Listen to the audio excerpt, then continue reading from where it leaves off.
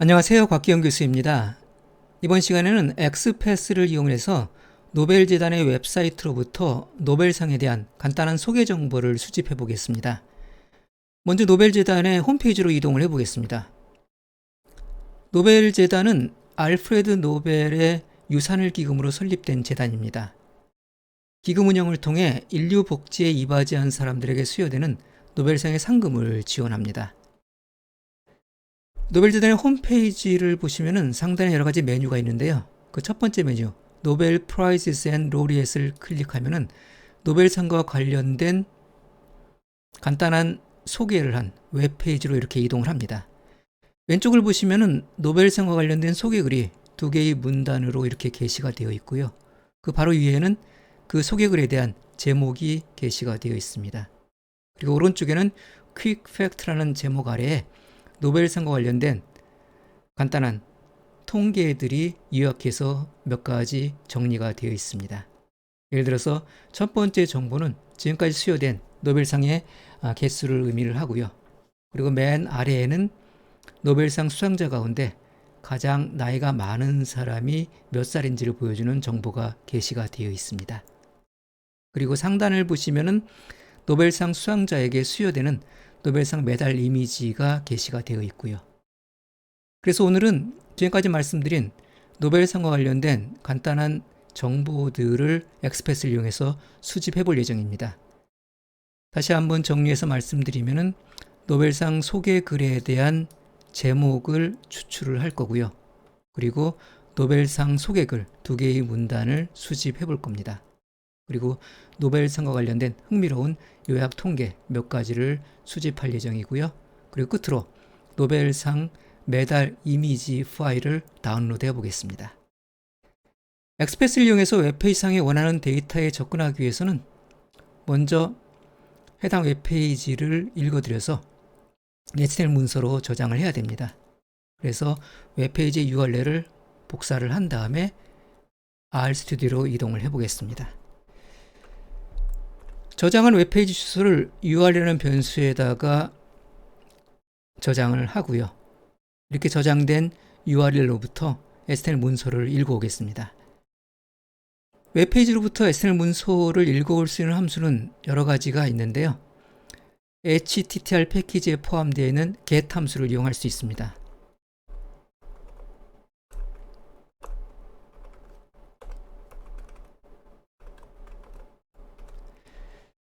HTTR 패키지에 포함되는 get 함수의 URL을 인수로 제공을 하게 되면 웹페이지로부터 HTML 문서를 읽어옵니다.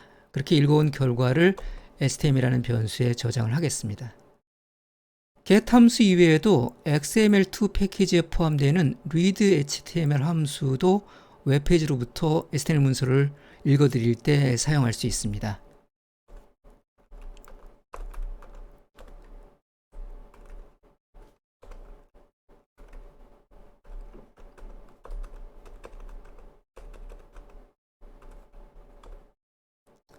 XML2 패키지에 포함되어 있는 read HTML 함수에 get 함수와 마찬가지로 URL을 인수로 제공을 하면은 웹페이지로부터 HTML 문서를 읽어옵니다. 동일하게 읽어온 HTML 문서를 HTML이라는 변수 이렇게 똑같이 저장을 할 수가 있습니다. 이렇게 저장된 HTML 문서는 XML 패키지에 포함되어 있는 HTML 파스 함수를 이용해서 파싱을 합니다.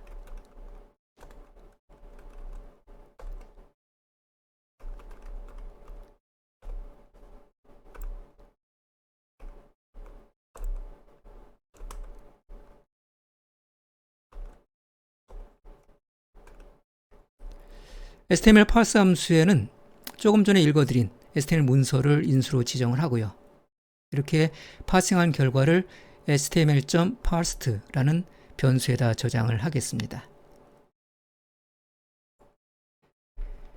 이제 이렇게 파싱된 HTML 노드 트리로부터 우리가 원하는 콘텐츠, 즉 데이터에 쉽게 접근할 수 있습니다.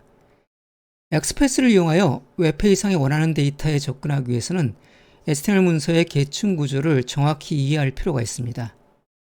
이때 웹브라우저의 요소 탐색기를 이용하면 편리합니다. 웹브라우저의 요소 탐색기를 이용하면 웹페이지의 콘텐츠와 소스 코드 간의 대응 관계를 쉽게 파악할 수 있어 엑스패스를 보다 효과적으로 작성할 수 있습니다. 노벨상 소개글의 제목부터 추출해 보겠습니다. 우선 웹브라우저의 요소 탐색기를 이용하여 웹페이지의 콘텐츠와 소스 코드 간의 대응 관계를 파악합니다. 다시 웹페이지로 이동해 보겠습니다. 웹브라우저의 요소 탐색기를 이용하기 위해서는 그 요소 탐색기가 포함되어 있는 웹브라우저의 개발자 도구를 먼저 불러와야 됩니다. 웹브라우저 개발자 도구는 키보드상의 F12키를 이용해서 불러올 수가 있습니다. F12키를 이렇게 누르면은 개발자 도구가 웹브라우저에 이렇게 나타나는 걸 볼 수가 있고요.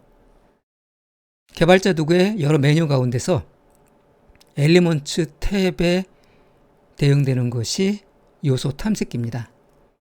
이 요소 탐색기를 이용을 해서 특정 웹페이지의 콘텐츠와 그에 대응되는 소스 코드를 확인하기 위해서는 엘리먼트 탭의 왼쪽에 있는 화살표 모양의 아이콘을 클릭을 합니다. 그런 다음에 우리가 원하는 콘텐츠에 마우스 버튼을 갖다 놓고 클릭을 하면은 이와 같이 대응되는 소스 코드를 확인할 수가 있습니다. 개발자 도구를 불러오는 과정 없이 요소 탐색기의 소스 코드를 웹페이지로부터 직접 확인하는 방법은 원하는 콘텐츠에 마우스 버튼을 갖다 놓고 오른쪽 마우스 버튼을 클릭합니다. 그러면 나타나는 컨텍스트 메뉴에서 제일 하단에 있는 검사 버튼을 클릭을 합니다. 그럼 아까 보신 바와 같은 요소 탐색기가 나타나는 걸 볼 수 있고 우리가 선택한 웹페이지의 콘텐츠에 대응되는 HTML 소스 코드를 동일하게 확인할 수가 있습니다. 지금 보시는 것처럼 노벨상 소개글의 제목은 H4 태그에 포함되어 있습니다. 만약 H4 태그가 여기에만 사용됐다면 엑스패스를 이 H4 태그로 지정함으로써 노벨상 소개글의 제목이 포함된 노드에 접근할 수가 있습니다. 하지만 H4 태그는 흔한 태그이기 때문에 이곳만이 아니라 웹페이지 전체에 걸쳐 여러 부분에 나타날 수가 있습니다. 실제로 이 웹페이지 여러 곳에서 H4 태그를 사용을 하고 있습니다. 그렇다면 노벨상 소개글의 제목 텍스트를 포함하고 있는 H4 태그만을 특정하기 위해서는 좀 더 범위를 좁힐 필요가 있습니다. 여기에서는 H4 노드의 상위에 있는 노드 정보를 이용을 합니다. H4 노드의 상위를 보시면은 아티클 노드가 있는 걸 볼 수가 있습니다. 그래서 이 아티클 노드 하위에 있는 H4 태그로 범위를 조금 제약함으로써 우리가 원하는 콘텐츠만을 식별할 수 있도록 해보겠습니다. 좀 더 확실히 하기 위해서 아티클 노드의 클래스 정보를 추가로 이용하겠습니다. 이 아티클 노드는 클래스 속성값이 컨텐트입니다. 그래서 클래스 속성의 속성값이 컨텐트인 아티클 노드에 있는 H4 노드로 범위를 제한을 해서 노드셋에 접근하고 그로부터 텍스트, 즉 컨텐츠를 추출을 해보겠습니다. 특정 노드셋에 접근하고 그로부터 컨텐츠를 추출하기 위해서는 XML 패키지에 포함되어 있는 XPath sapply 함수를 이용합니다. XPath sapply 함수의 첫 번째 인수, 도기 인수에 조금 전에 파싱한 문서를 지정을 하고요.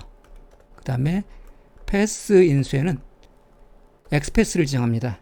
아까 말씀드린 대로 아티클 노드 아래에 있는 H4 노드로 우리가 추출할 노드셋의 XPath를 지정을 할 수가 있고요. 범위를 좀 더 좁히기 위해서 아티클 노드의 클래스 속성을 이용한다고 제가 아까 말씀을 드렸습니다. 그래서 클래스 소스의 속성값이 컨텐트인 그러한 아티클 노드로 범위를 더 좁히고 그 아래에 있는 H4 노드로 노드셋의 범위를 지정을 해서 식별을 합니다. 그런 다음에 추가로 for 인수에 XML value 인수를 지정해서 우리가 식별한 노드셋으로부터 콘텐츠를 추출을 합니다. 이렇게 XPath S플라이 함수의 인수를 모두 지정을 하고 이 함수를 실행을 하면은 이와 같이 우리가 원하는 컨텐츠가 추출이 되는 걸 볼 수가 있습니다. 근데 지금 추출한 이 텍스트를 보시면은 앞뒤에 이러한 탭 키나 혹은 줄바꿈을 나타내는 escape 시퀀스가 포함되어 있습니다. 그래서 텍스트의 양 끝에 줄바꿈이라든가 탭이라든가 여백과 같은 이런 화이트 스페이스가 포함되어 있는 경우에는 이 펀인수에 지정되는 XML 밸류 함수에 추가로 트림 인수를 지정을 하게 되면은 저러한 화이트 스페이스를 제거를 할 수가 있습니다. 그래서 추가로 인수를 지정을 해서 화이트 스페이스를 제거한 상태로 텍스트를 추출해 보겠습니다. 트림 인수에 true를 지정을 해서 화이트 스페이스를 제거를 하고요. 이렇게 추출한 결과를 헤더라는 변수에다가 저장을 해 보겠습니다.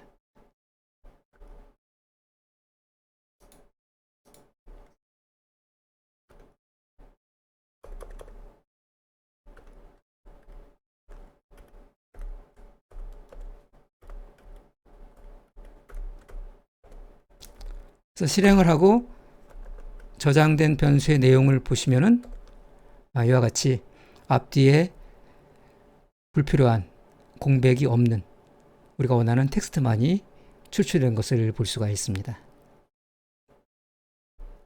이어서 노벨상 소개글을 추출해 보겠습니다. 다시 웹페이지로 이동을 해서 노벨상 소개글에 대응되는 HTML 코드를 확인해 보겠습니다. 지금 요소 탐색기에서 보시는 것처럼 노벨상 소개글은 p-태그 안에 포함되어 있습니다. 그런데 이 p-태그 또한 웹페이지 이것저것에 많이 사용되고 있기 때문에 p-태그 내의 텍스트를 모두 추출하면 노벨상 소개글 뿐만 아니라 불필요한 다른 텍스트도 함께 추출이 됩니다. 따라서 앞서와 유사하게 XPath에 상위 노드를 추가해서 노벨상 소개글이 포함된 p-태그만을 p-노드만을 특정을 합니다. 이 p-태그, 즉 p-노드는 앞서 h4 태그와 마찬가지로 아티클 노드 아래에 포함되어 있습니다. 그래서 앞서와 유사한 방식으로 저 p-태그 내의 콘텐츠를 추출할 수가 있습니다.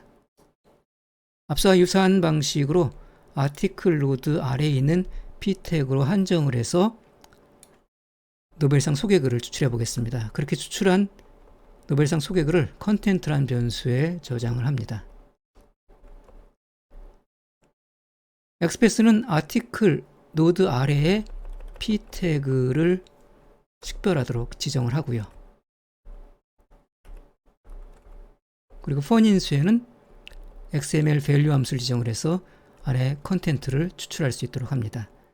이렇게 인수를 지정하고 XPath S플라이 함수를 실행을 해서 저장된 결과를 보시면은 노벨상 소개글이 잘 추출된 것을 볼 수가 있습니다.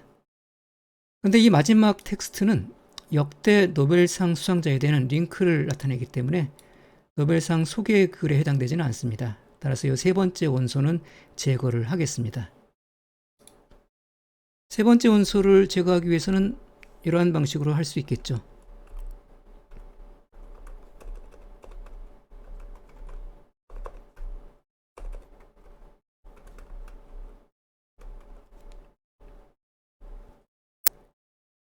이렇게 원소의 길이를 계산하고 그 길이는 곧 마지막 원소를 의미하기 때문에 그 마지막 원소를 마이너스 인덱스로 제거를 하게 되면 세 번째 원소가 이런 식으로 제거가 됩니다. 필요에 따라서는 이 두 개의 원소를 갖는 벡터를 다 이어 붙여 갖고 하나의 원소를 갖는 벡터로 만드는 것이 좋을 수도 있습니다. 그래서 그러한 작업까지 한번 해볼게요.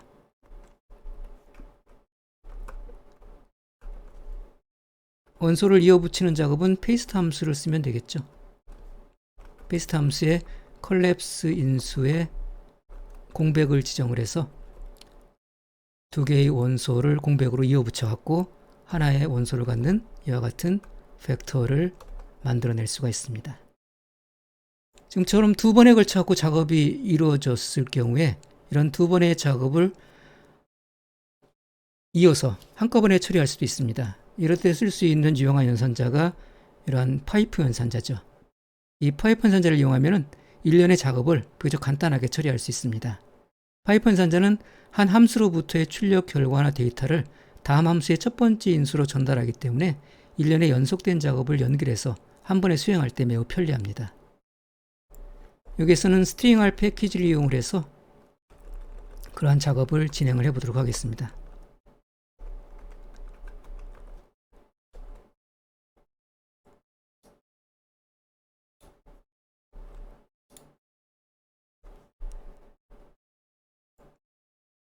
그런데 앞서 작업을 할 때 세 번째 원소는 불필요하기 때문에 제거를 했었죠. 그런데 XPath를 지정할 때 저 세 번째 원소를 아예 추출하지 않도록 지정을 할 수도 있습니다. 다시 HTML 코드를 보시면은 세 번째 원소는 이 세 번째 p 태그에 포함되어 있죠. 그래서 XPath를 지정할 때 저 세 번째 p 태그는 식별하지 않도록 지정을 하게 되면은 텍스트를 추출하는 단계에서 저 세 번째 원소를 추출하지 않을 수도 있습니다. 그렇게 하기 위해서 이 p 태그에 XPath 프레디킷으로 조건을 줘갖고 세 번째 p 태그가 추출되지 않도록 해보겠습니다. 이 포지션 함수를 사용하게 되면은 그 p 태그의 위치를 우리가 식별할 수가 있죠.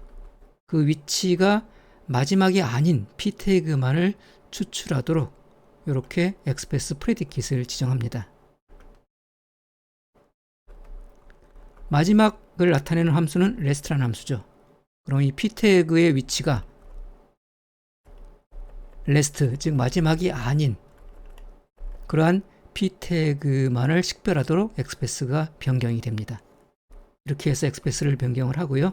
이렇게 추출한 두 개의 원소를 갖는 텍스트 벡터를 아까 paste 함수를 이용해서 붙인 것처럼 다시 붙여보겠습니다. 이번엔 stringr 패키지를 이용하기 때문에 paste 함수 대신에 strc 함수를 이용하겠습니다. 역시 공백으로 이렇게 붙이면 되고요. 그래서 이렇게 파이프 연산자로 두 개의 작업을 이어서 실행을 하게 되면은 앞서와 마찬가지로 노벨상 소개글에 대응되는 그러한 텍스트가 추출이 됩니다. 이번에는 노벨상 수상과 관련된 주요 통계 데이터를 수집해 보겠습니다. 다시 웹페이지로 이동을 해서 주요 통계 데이터에 대응되는 HTML 소스 코드를 확인해 보겠습니다. 요스 탐색기를 이용을 해서 주요 통계 데이터에 대응되는 소스 코드를 확인해 보면은 보시는 것처럼 li 태그 내에 포함이 되어 있습니다. 7개의 통계 데이터가 7개의 li 태그 내에 저장되어 있는 것을 볼 수가 있습니다.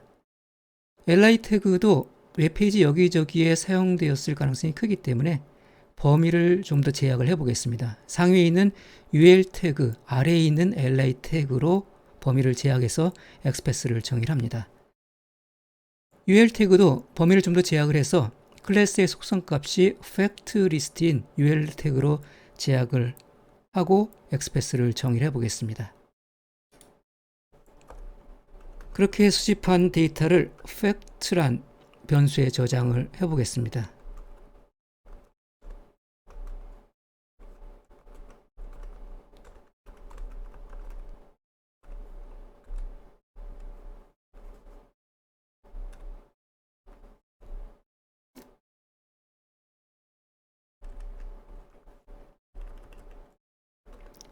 ul 태그 아래에 li 태그로 범위를 제약을 해서 XPath를 정의하는데 ul 태그는 클래스의 속성값이 fact list인 그러한 ul 태그로 제약을 한다고 말씀을 드렸습니다. 이렇게 해서 XPath를 정의를 하고요. fun 인수에 xml value 함수를 지정해서 식별한 노드셋 내에 포함되어 있는 컨텐츠를 추출을 합니다. 인수를 지정하고 XPath sapply 함수를 실행을 해서 추출한 결과를 확인을 해보면 이와 같이 7개의 원소를 갖는 텍스트 벡터로 노벨상 수상과 관련된 주요 통계 데이터가 저장된 것을 볼 수가 있습니다. 이런 추출한 텍스트를 그대로 사용해도 되지만 이 추출한 텍스트로부터 통계의 범주와 수치를 분리해서 저장을 하면 좀 더 유용할 수 있습니다. 이 콜론 앞부분이 통계의 범주에 해당이 되고 콜론 뒷부분이 그 통계값이 됩니다. 그래서 이렇게 텍스트 형태로 저장된 것을 두 개의 열을 갖는 데이터 프레임 형태로 저장을 해서 나중에 조금 더 활용이 용이하도록 그렇게 만들어 보겠습니다. 이러한 작업을 하기 위해서 tidyr 패키지를 이용을 하겠습니다.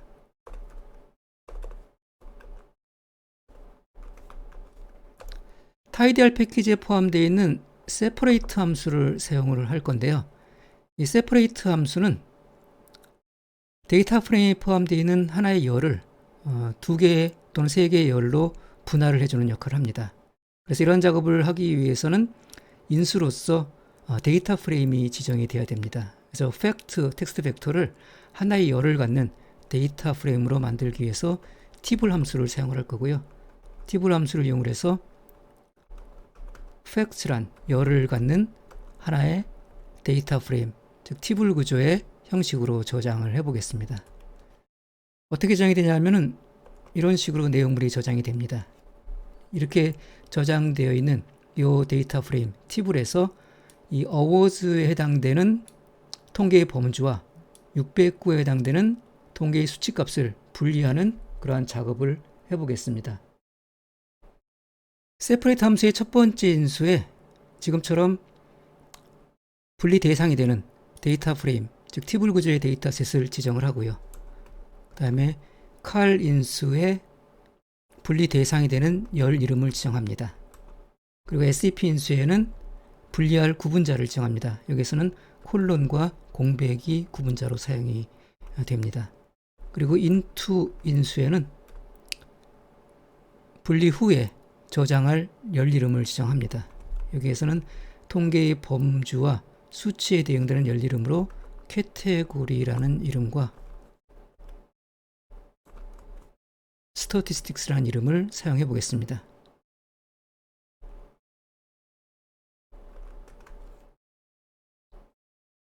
그리고 convert 인수에는 true를 지정을 해서 숫자 형식의 데이터는 숫자 형식으로 변환되도록 그렇게 만들어 보겠습니다. 이렇게 해서 separate 함수를 실행을 하면은 이와 같이 통계의 범주와 통계 값에 대응되는 두 개의 열을 갖는 데이터 프레임이 생성이 됩니다. 이러한 일련의 작업을 앞서와 마찬가지로 파이썬 선제를 이용해서 한꺼번에 처리를 해보겠습니다.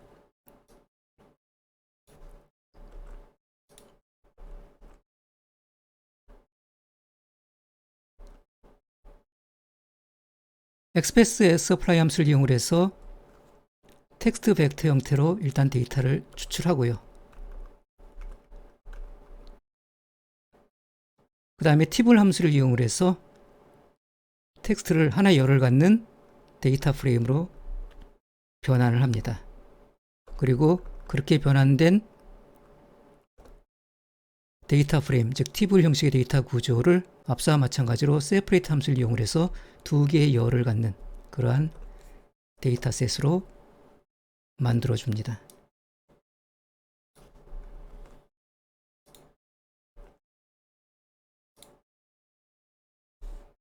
이렇게 파이프 연산자로 앞서의 작업들을 쭉 연결을 해서 실행을 하게 되면은 이와 같이 두 개의 열을 갖는, 다시 말해서 노벨상과 관련된 주요 통계 데이터가 통계의 범주와 수치로 분리된 그런 하나의 데이터셋으로 생성이 됩니다. 끝으로 노벨재단 웹사이트로부터 노벨상 수상자에게 수여되는 매달의 이미지 파일을 다운로드해 보겠습니다.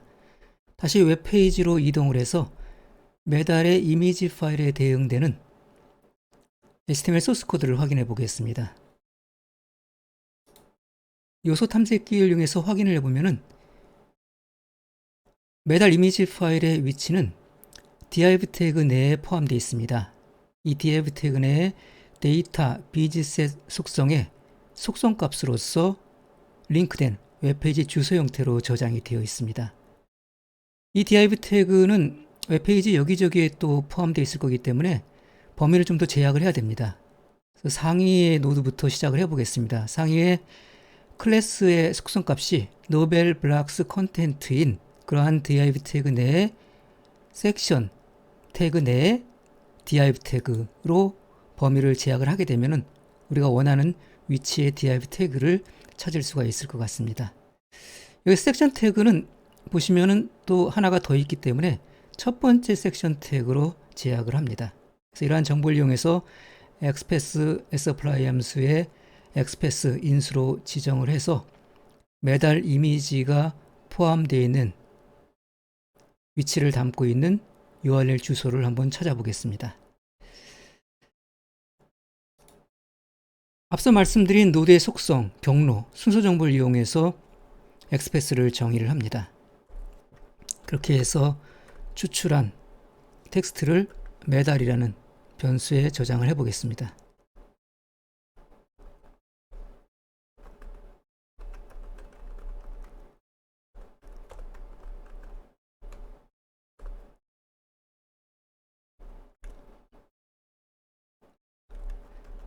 상위 div 태그 아래에 섹션 태그 아래에 div 태그로 xpath의 전체적인 위치를 지정하고요. 맨 상위에 있는 div 태그의 구체적인 정보는 아까 보신 것처럼 클래스의 속성 값이 다시 한번 볼까요? 노벨 블락스 컨텐트입니다. 그래서 그렇게 속성 값을 지정을 해 보겠습니다.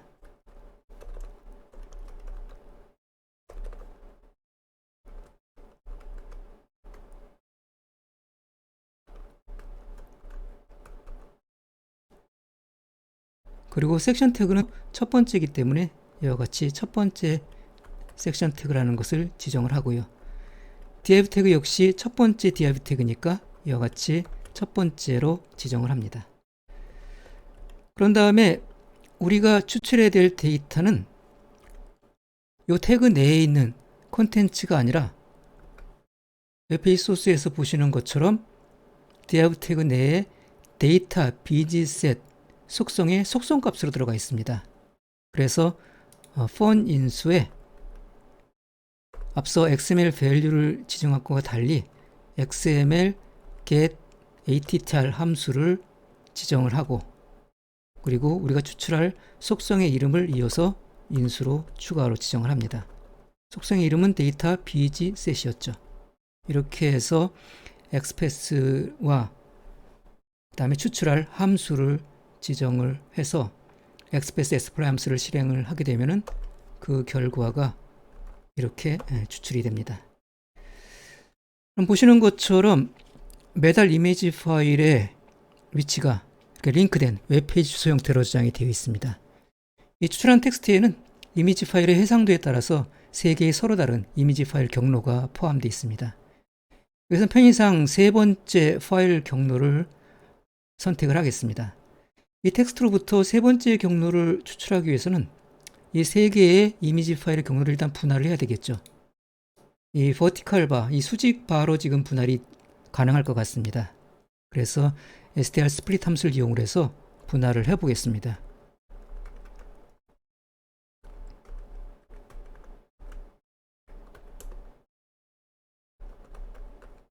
분할할 구분자로서 저 수직 바를 이용을 하면 되겠죠. 이렇게 해서 분할하게 되면은 리스트 형태로 분할이 됩니다. 그러면은 저것을 onList 함수를 이용해서 해체를 하고요. 그럼 이와 같이 출력이 되겠죠. 그 중에서 제가 세 번째를 선택했다 그랬으니까 저 중에서 세 번째 원소를 선택을 하면 됩니다. 그렇게 해서 다시 매달이라는 변수에 저장을 하고요. 그러면 매달에는 이와 같이 우리가 선택한 세 번째 경로에 있는 이미지 파일의 URL이 저장이 됩니다. 그런데 여기에는 또 한 가지 작업이 추가가 될 필요가 있습니다. 왜냐하면 우리가 필요한 것은 이 앞부분에 HTTPS부터 시작을 해서 JPG까지 끝나는 이 앞부분에 URL 정보만이 필요한데 뒤에가 또 포함이 되어 있죠. 그래서 이 뒷부분은 사실은 불필요한 부분입니다. 그래서 이 뒷부분을 제거를 해서 앞에 URL 부분만을 추출해야 됩니다. 여러 가지 방식으로 추출할 수 있지만은 여기서 정기 표현식을 이용을 해서 추출해 보겠습니다. 이 앞에 우리가 필요한 URL 부분만을 소가를 이용해서 그룹화한 다음에 백레퍼런스를 이용해서 전체 텍스트를 요 처음에 매칭된 앞부분의 URL로 대체하는 방식으로 이 부분을 추출을 해 보겠습니다. 이러한 작업은 이렇게 실행할 수 있습니다. G서브 함수를 이용을 해서 패턴을 먼저 지정하고요. 패턴은 전체를 매칭할 수 있는 그런 패턴을 지정합니다. 그래서 앞부분에 일단 괄호로 URL 부분을 매칭을 하고요. URL 부분은 이렇게 임의의 문자가 연속되는 걸로 지정할 수가 있겠죠. 그런 다음에 여기 URL 끝나는 부분에 또 한 칸의 공백이 있죠. 그럼 한 칸의 공백을 또 매칭하도록 둡니다. 그런 다음에 이 대괄호로 시작해서 대괄호로 끝나는 부분을 또 매칭을 해야 되죠. 그래서 저 부분을 정기 표현식으로 이렇게 지정을 할 수가 있죠.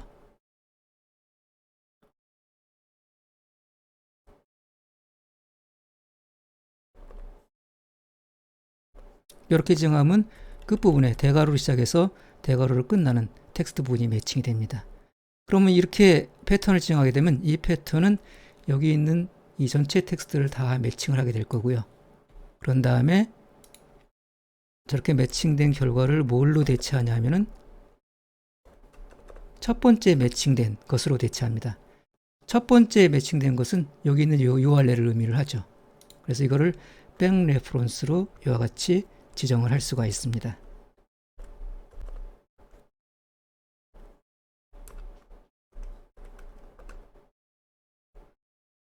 이렇게 해서 실행 결과를 다시 매달이라는 변수에 저장을 하고요. 그래서 매달을 살펴보면은 같이 우리가 원하는 이미지 파일이 포함되어 있는 그런 URL을 추출할 수가 있습니다. 이런 일련의 작업은 앞서와 마찬가지로 파이프 연산지를 이용해서 한꺼번에 처리할 수 있습니다.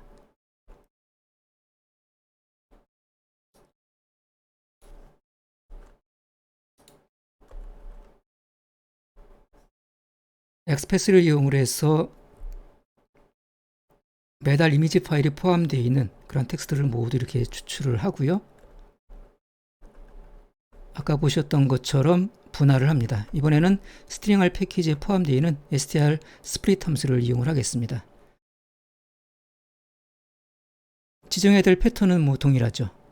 그래서 이렇게 똑같이 패턴을 지정하면 될 거고요.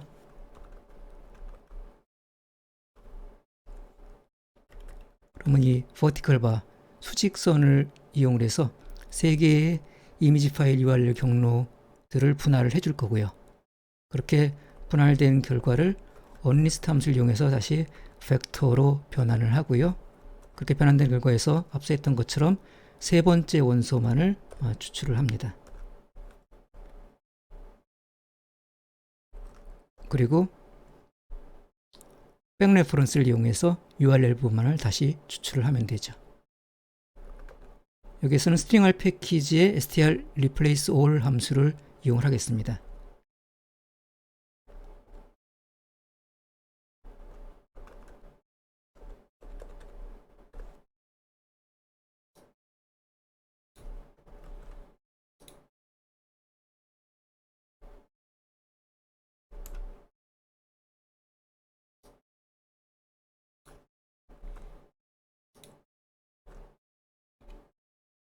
이렇게 해서 파이프 연산자로 모두 이어붙여 갖고 실행을 하게 되면은 앞서와 동일한 이러한 결과를 얻을 수가 있습니다. 이제 이렇게 읽어온 파일 정보를 이용해서 이미지 파일을 다운로드할 수 있습니다. 표준 패키지에 포함되어 있는 download.file 함수를 이용합니다.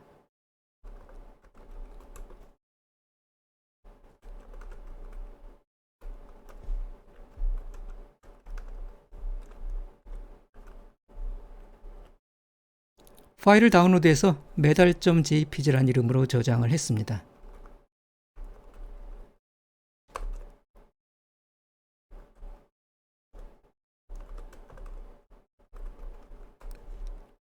medal.jpg라는 파일이 존재하는지 이렇게 확인할 수가 있습니다. 다운로드한 이미지 파일을 화면에 출력해 보겠습니다. 팬더 패키지에 포함된 오픈 파일인 OS 함수를 이용하면 운영체제에 등록된 응용 프로그램을 이용해서 간단히 이미지 파일을 열 수 있습니다.